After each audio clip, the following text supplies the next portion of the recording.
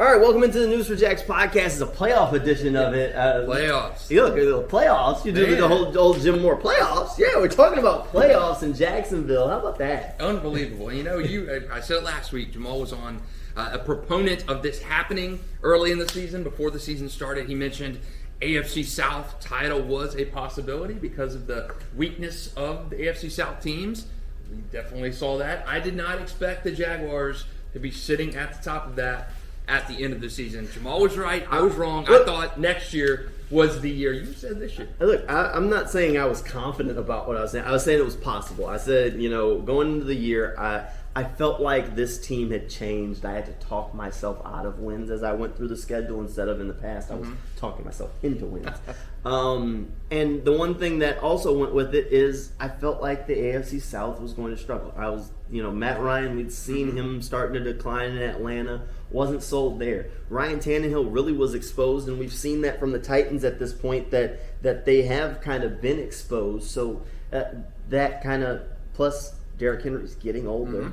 So they had already lost their best defensive player going into the year. So we saw the Titans really hit a wall as injuries started to pile up for them. The Texans were never going to really be in the race, and I also just saw the way Doug Peterson was handling some of these veteran players. So I knew there was an opportunity, but I'd be lying to you if at the end of October, beginning of November, I was feeling at all confident about that after the team had just rattled off 5 straight losses. 0-5 in October. 0-5. 0-5 and now October. They're the 5th team in NFL history to have 5 losses, 5 wins in the same season and make the playoffs. And you got a good nugget on that as well for Doug Peterson. Yeah. How was he involved in number 4? That's right. He was with the Kansas City Chiefs coaching staff back in 2015. They started the year 1-5, rattled off a bunch of wins to end the year. So he really already had the experience with a team that had been there, done that, weathered the storm, and that's really helped him lead the Jaguars this year and help the Jaguars because Doug Peterson wasn't rattled.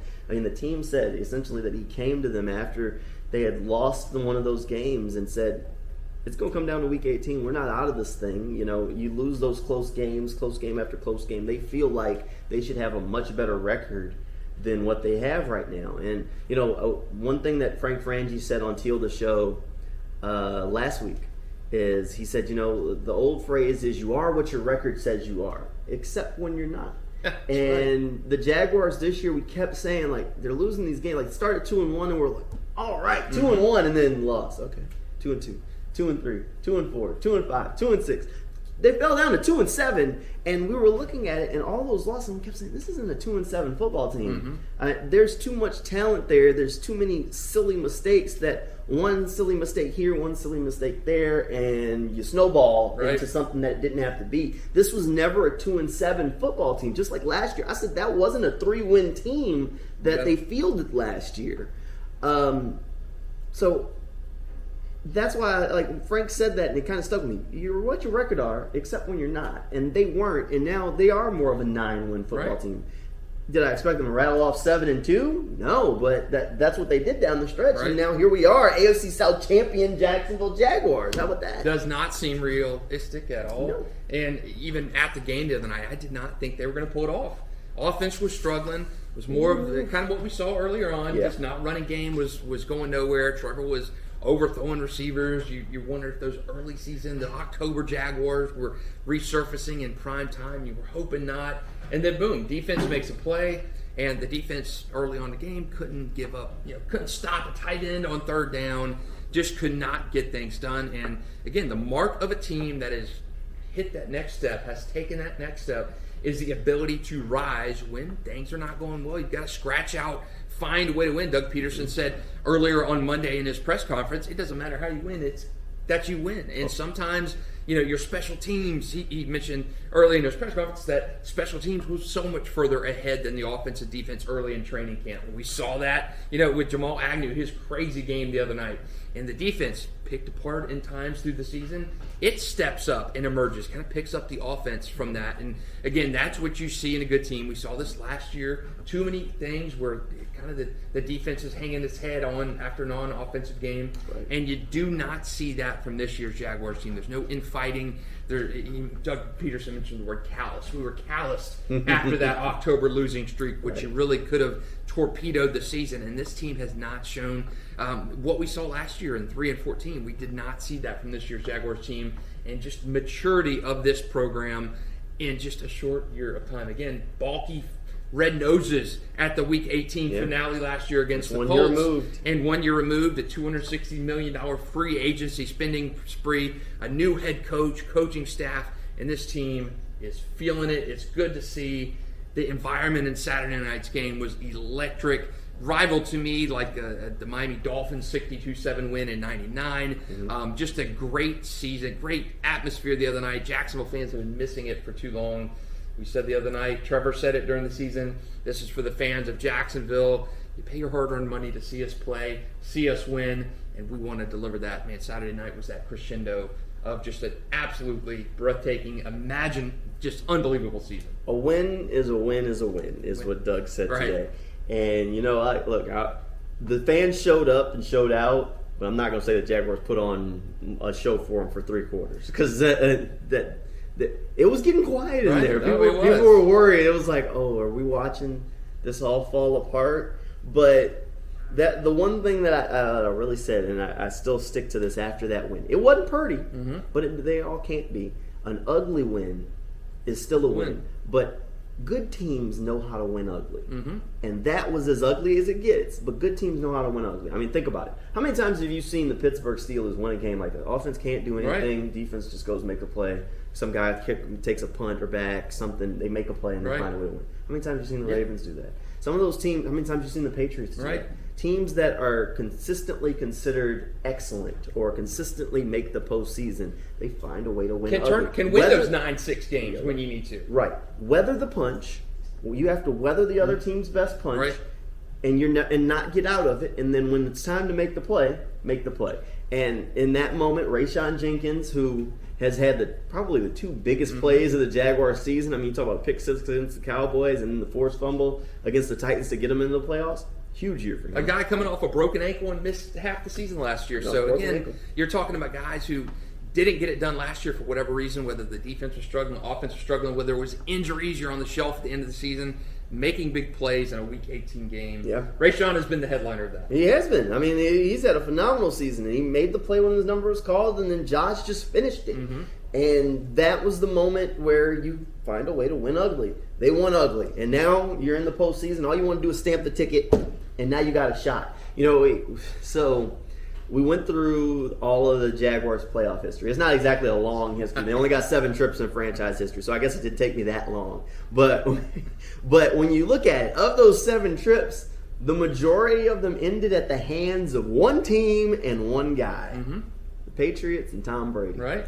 Here's the good news. Tom Brady is in the NFC. So you know what? If Tom Brady wants to end the Jaguars season, that means you're in the Super Bowl. Right. So that's not a bad thing. So at the very least, they don't have to go through the Patriots and Tom Brady this year, because the Patriots also didn't get into the playoffs. So you avoid both of those. Right. So you also avoid the Titans, who put it into another one. So the pieces maybe could come together for some sort of Cinderella run. If Tom Brady was just the Achilles heel of this franchise, don't worry about it. I think everybody would take a Super Bowl visit in Doug's first year. Right. Hey, that's right. I think, and I've said before, I'll say it again, I thought 2023 was the year for Jacksonville. Again, Trevor year 2 and Doug Peterson. It still is the year. The year, but we've got a little bit of glimpse of what could happen next year's schedule. Is going to be a little bit more difficult in 2023 with the opponents that you're facing as an AFC South champion. But nonetheless, I think 2023 was the year to step forward for me. That we're getting a taste of this now in 2022 after 3-14, after Urban Meyer, after the disastrous tenure of Shad Khan as an NFL owner. This is great. It's great for the city, great for the fans. I mean, Jacksonville fans get such a bad rap, which is ridiculous to me. And that's not just home cooking. I mean, it's unbelievable the rap that Jaguars fans get from, no fan base and nobody supports this team. And why are you supporting this team? Because they're so bad. It's just not a well-received reputation for Jaguars fans. But Jaguars fans deserve this. I know the players love it. Rocking at TIAA Bank Field last Saturday, fans. and it will be rocking again this week. So I think it's just a testament to so many things going right. A little bit of a glimpse. I think this is a little bit of a preview, I think, what we can expect in 2023. To get it now, Trevor's going to go into 2023, one of the top quarterbacks in the league. A lot of expectations going to follow this franchise next year, but still some of this year to play for, and a big part of this year to play for. It's not over yet. You've got a date with the Chargers with an opportunity to advance. They're just a couple of wins away. Once you're in the tournament, anything can happen. Right. We talk about March Madness. Well, you know what? It's January still, and we'll have some January madness. The playoff we see all the time where some team gets hot at the right time and they make a run through the playoffs. Is it out of the question that the Jaguars beat the Chargers? Anyone that tells you it is, they're kidding themselves, because this is the same team that beat the Chargers 38-10 in Week 3. Now, given that was Week 3, given the Chargers had a bunch of injuries, and this will be a very different football game. I don't expect them to win 38-10. Right. But if you beat them once, you can beat them again. And while they did have injuries in that Week 3 matchup, the core of their team was still playing. Right. So let's not kid ourselves. That shouldn't have made a 20-point difference in that ball game, missing the few players. If Justin Herbert said he was healthy enough to play, I'm going to take him at his word that he was healthy enough to play. So with that, I mean, you win that one, then you move on. Divisional round, you got another shot. Right. It's week after week after week, and the Jaguars essentially should be calloused to playing these kinds of games, because they've been playing against the wall for weeks now. I mean, I think it was after the bye week. Doug Peterson stood in his Monday presser that week, and he said, our goals are still in front of us. Right. And in my head, I chuckled, because I was like, he's got to be kidding me. They lost to the Chiefs. They went into the bye week. Does he see the record? You got to be kidding me. There's no way. So I go into the playoff percentage machine, and they gave the Jaguars a 2% chance of making the playoffs at that point. 2% chance after the bye week. Boom. Rattled off the wins. Here we are, AFC South champions. So Doug Peterson knew what he was talking about. Did. I thought he was crazy, but he did it. You mentioned during one of our News4JAGs podcasts early in the year how the parallels for this season in '96 were lining up. And it's so true. If you don't remember '96, Jacksonville was 2-7, or they were terrible. I mean, a similar situation, 2-6, and they make a run. They finished 9-7. Got a little help at the end of the season. Morton Anderson missed a field goal, and 30-yard field goal that would have kept the Jaguars out of the playoffs. But again, a late season surge, get on a winning streak, you get hot at the right time. They made it all the way to the AFC Championship game as a second-year franchise. You retired John Elway. You retired, Dan Marino. I mean, it's unbelievable. That team got hot at the right time. Jim Kelly, not John Elway. So Jim Kelly, Dan Marino, you knocked them off in the playoffs that season. Anything is possible. So I know Chargers are favored here. I know they're going to come in and expect they can win here. Chargers aren't on a bona fide playoff team anyway. It's their first playoff trip in quite some time as well. So I do think that Jacksonville can win this game. I think that excitement on Saturday night is going to be there. And I think after beating them in Week 3 of the season, I do think there's going to be a little bit of, we can do this again. That momentum will be there. There should be some confidence, but it's just like we talked about in that Week 3 matchup. Going across the country is hard. So it's hard on the players' bodies. The Chargers now have to make that trip from the West Coast all the way to the East Coast to play this game. And they're going to come into a packed stadium. It's going to be over 70,000 fans. They're going to be loud. I mean, think about it. This is only the 5th home game in Jaguars franchise history. That's unbelievable. So if you say, I've been a Jaguars fan my entire life, and you're going to the game on Saturday night, remember this is only the 5th time you've had the opportunity to do this in Jacksonville as you lose your voice throughout the course of the ball game. I mean, this is going to be a juiced up crowd. I mean, I went through the Bolt City Brigade tailgate last week. They got there at 1 o'clock.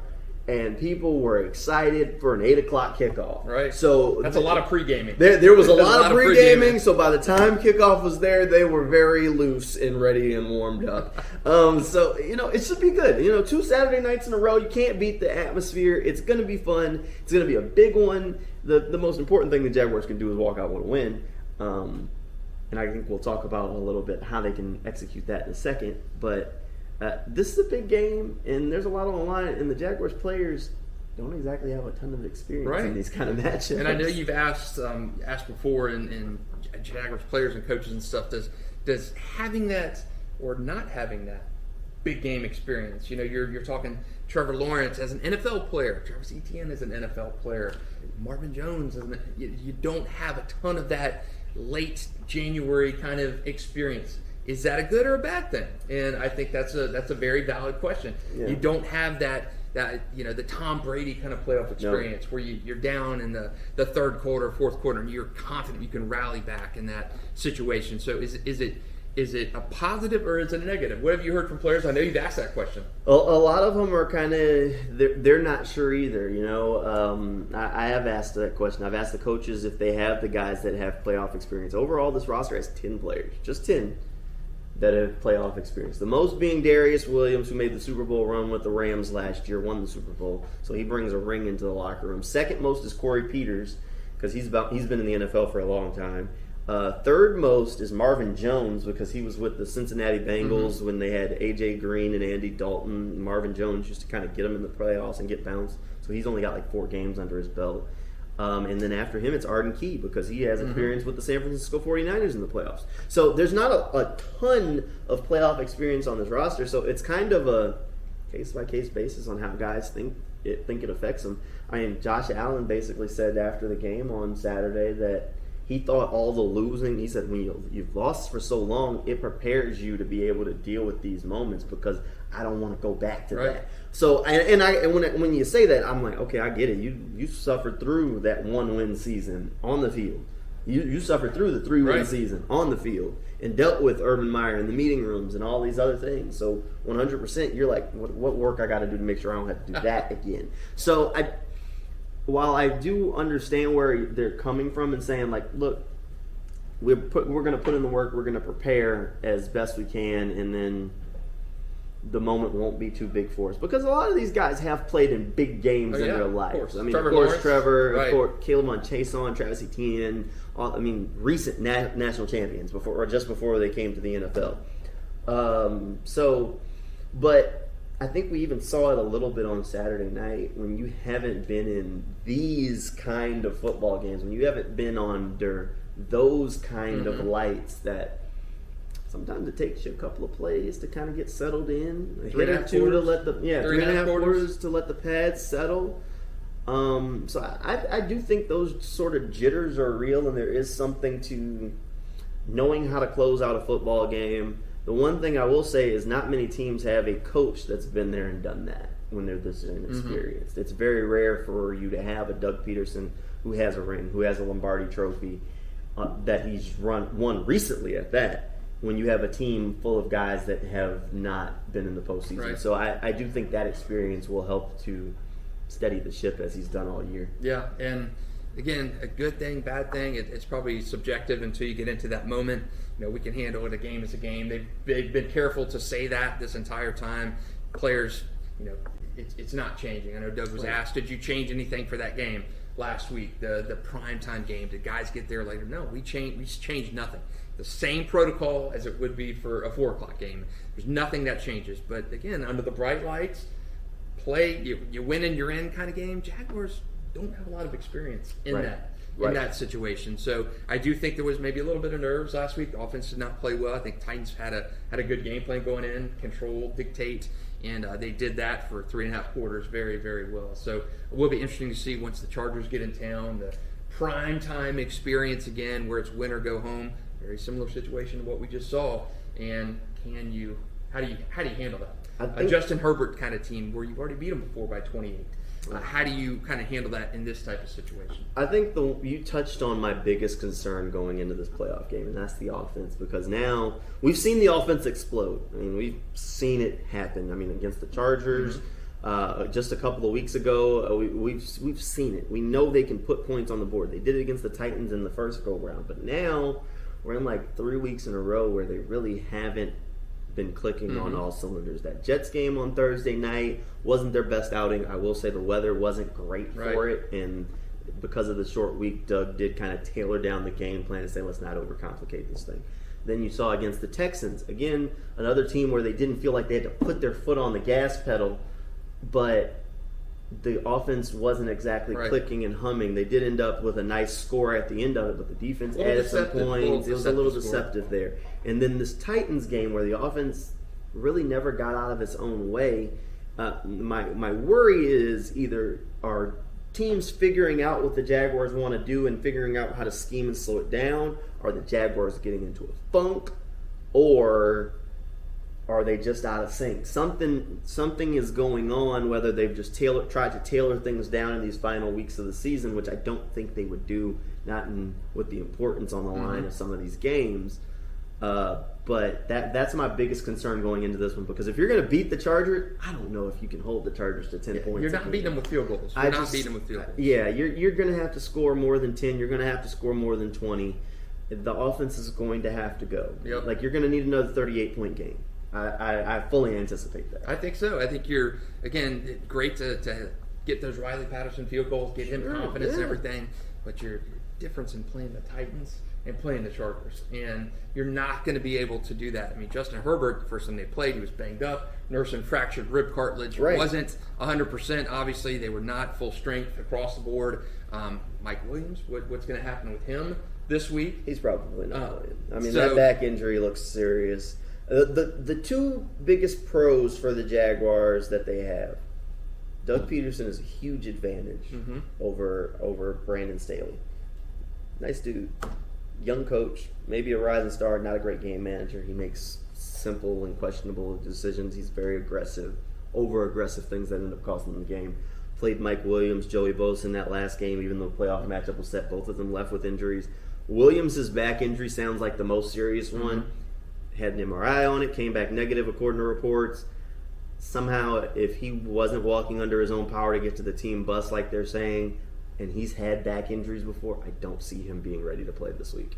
And if he's not ready to play, that's a big blow to their offense. So that is one pro. So those are the two pros that I have for the Jaguars. Two biggest positives for them: coaching, and if the Chargers are dealing with injury issues. Right. And to me, I think you mentioned that Peterson, I think gives them a jolt of everything. But I do think you're riding the momentum train, the hot hand. You've won 5 in a row at the most critical time of the season. Well, the Chargers had won 4 straight until they lost to the Broncos. So, and again, you lose to the Broncos. The Jaguars. Well, they pulled their starters after in the midway through the third quarter. They pulled the starters. So your momentum is going. You've clicked. You've won big games. You won slugfest. You won games with really high upset potential. With the Titans game, everybody projecting you to win that game big. You did what you needed to do, win. So I like Jacksonville's chances.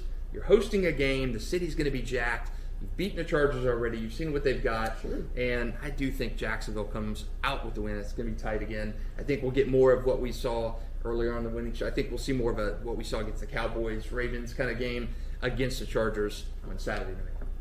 Cowboys-Ravens kind of game. Ooh. It'll be interesting. I mean, that Chargers offense, Justin Herbert's good. When Justin Herbert's on, he's on. But when he's off, he's off. He's off. I mean, I could see where you're saying the Cowboys kind of game, because you just kind of have to hang in there and wait for Dak to make a mistake against the Cowboys. And that's similar enough how I feel about the Chargers. You hang in there and you say, all right, Herbert's going to throw a pick, or he's going to make a mistake here. And if you hang... The guy that worries me, which is strange to say, especially with Mike Williams out, Gerald Everett, his tight end.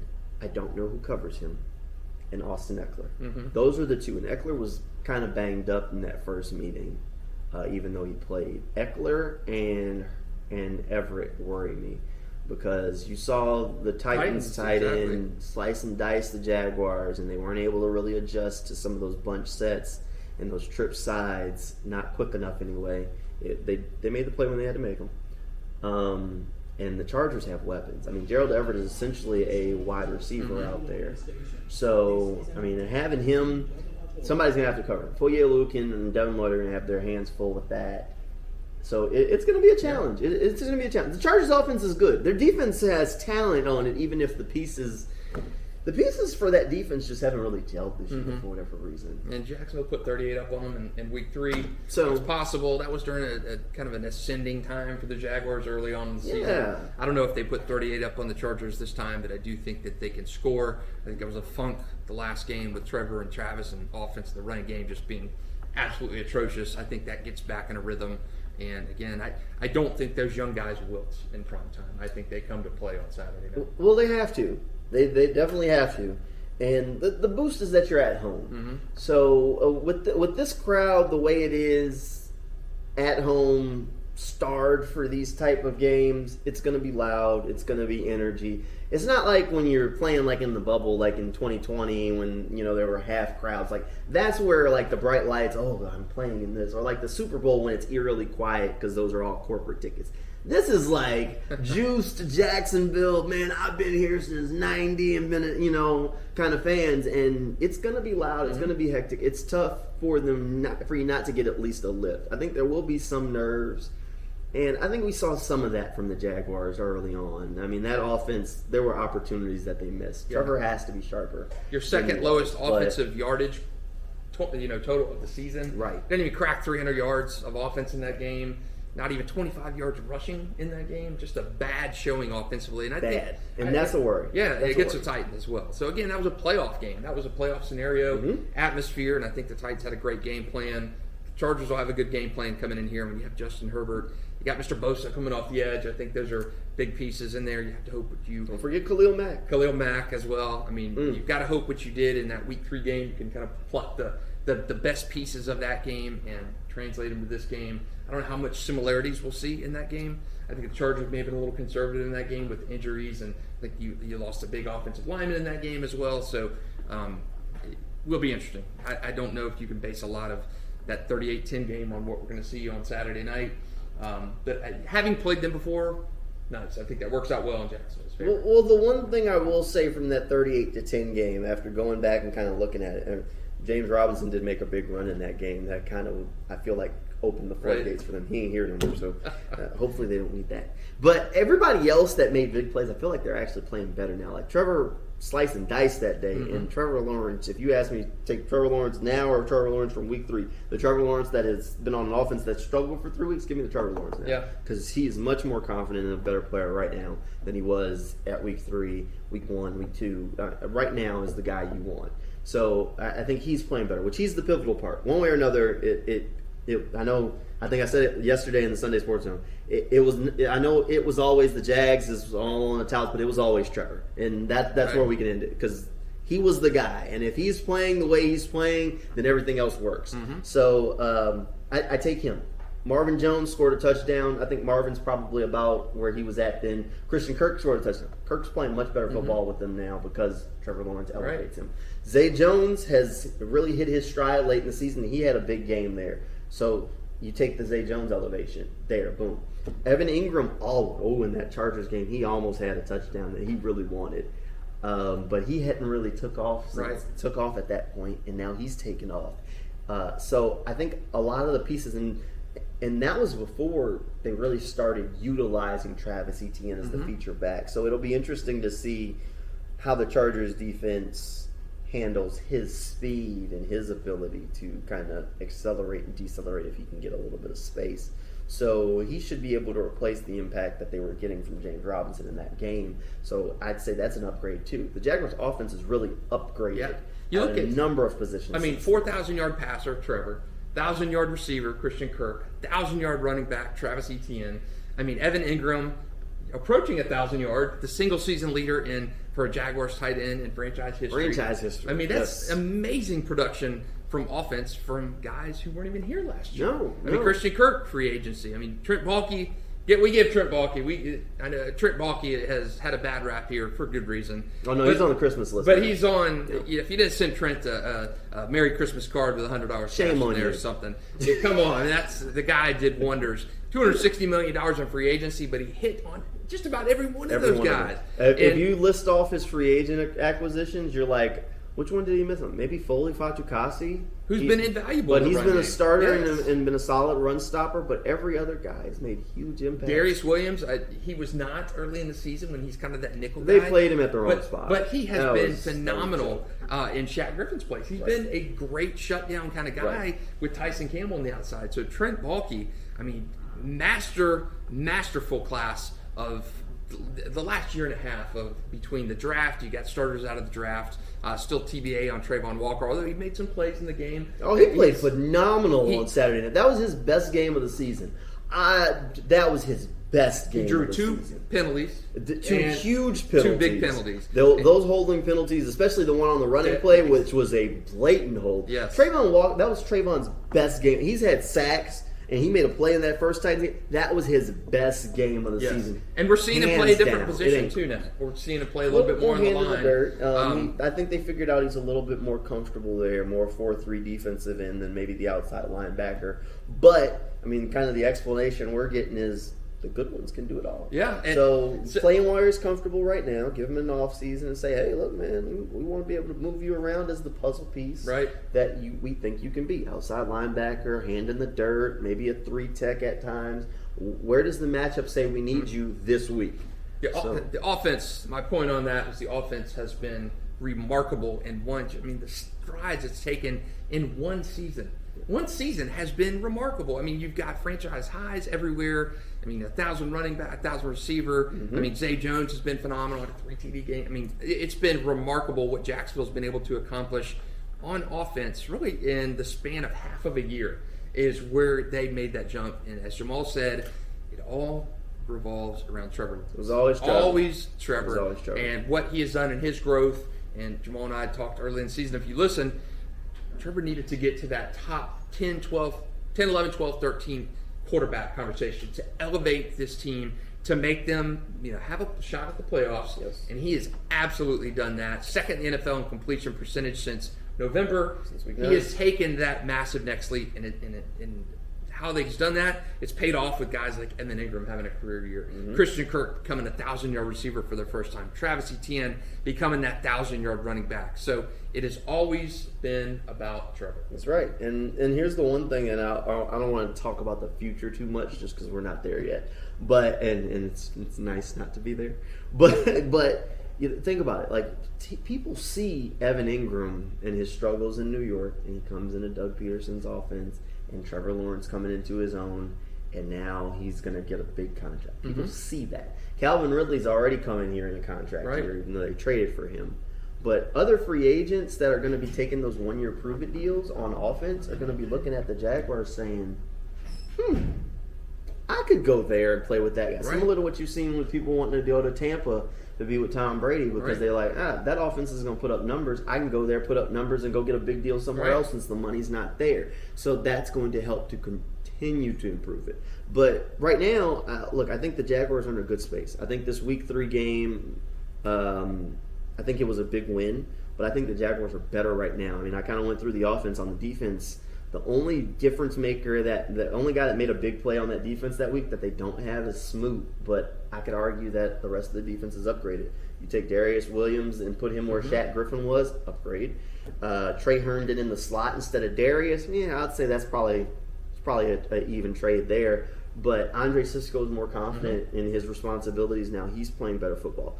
Devin Lloyd was playing good then, and he's starting to get back. But the mixture of him and Chad Muma is good. Gives the coaching staff a little bit of flexibility. With that flexibility and them knowing their responsibilities, Foyer's playing more free at linebacker. Defensive line, you mentioned Trayvon Walker. He played great. I swear that was his best game of the season. And Arden Key. Arden Key was phenomenal. And Arden Key is going to have to be phenomenal again this week. And don't look now. Like, we've been critical of Josh Allen, and I'm still not sure they should pay this guy. But he returned the touchdown, and on the next drive, he gets in there and forces a fumble from Josh Dobbs. Jaguars didn't recover it, but he got there.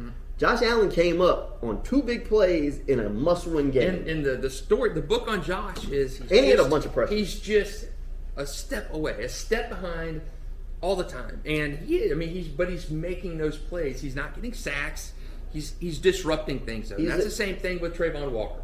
You're disrupting things. You're becoming a presence on the line. You're forcing Josh Dobbs to have to step up in the pocket to throw, and he steps into a sack or he's throwing off his front foot instead of his back one. So the plays you're making there, yes, maybe not resulting in sacks or interceptions and stuff, but Josh Allen is another one. You mentioned him playing great, even though he's not having 5 sacks a game or anything like that. He's there. He's more disruptive than productive, and that's a problem when it comes time to pay you, but it is a good thing to have on your defense. Now, it's good to see him come up in clutch moments, but you want a guy to be more productive than disruptive, and he isn't that guy. And maybe not right now.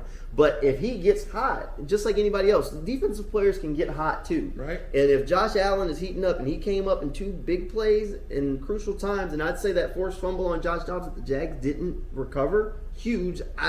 Just same level as the touchdown to me, because that stopped the Titans in their tracks from being able to go down and win the game. So you want to see Josh Allen get hot. So ultimately, but you're going to need Arden Key this week, because you have to find a way to disrupt Justin Herbert. 2 of my favorite free agent signings, Arden Key, Evan Ingram. And they weren't the big guys as Darius Williams. They weren't the Brandon Sheriff, but they're guys. And Arden is not the 17-game starter, but I mean, he is a disruptive presence, and he is getting in there and making plays. Doug Peterson said in his Monday press conference availability that he was talking about Mr. Peters there on the defensive line, but you get in there and you've got limited reps in there. You may have 10 reps a game, but you're getting in there and making a play on 2 or 3. I mean, massive plays on 2 or 3 of those reps that you're in there, and that's what you need out of those guys. Arden Key is not a 3-down player for the Jaguars. He's not starting games and finishing games. I mean, the guy is making plays every time he's in there, and that's kind of been the story of this workman-like team. I mean, you're getting guys in there who are making plays, critical plays. It's not Josh Allen all the time. It's not Darius Williams all the time. You're getting guys in there who are making the most of those limited opportunities. Yeah, they've gotten big opportunities. Arden Key's in a contract year because he signed a 1-year deal here, so somebody's going to pay him. And this is a chance for him to flash that and show that potential. So a lot of these guys are making the most of their opportunities. I think the Jaguars are in a good spot heading into this game. It's going to be a tough one. And according to NFL Next Gen Stats, this is the most evenly matched up game of the playoff weekend. It's a 50-50 shot on who wins it, but I'd say every football game is really like that. Right. So, it should be interesting. And it's going to be a fun one. It's going to be a fun Saturday night at the bank. We'll talk a little bit more about it maybe later on in the week at another podcast. But for now, we appreciate you tuning in, and we'll see you next time.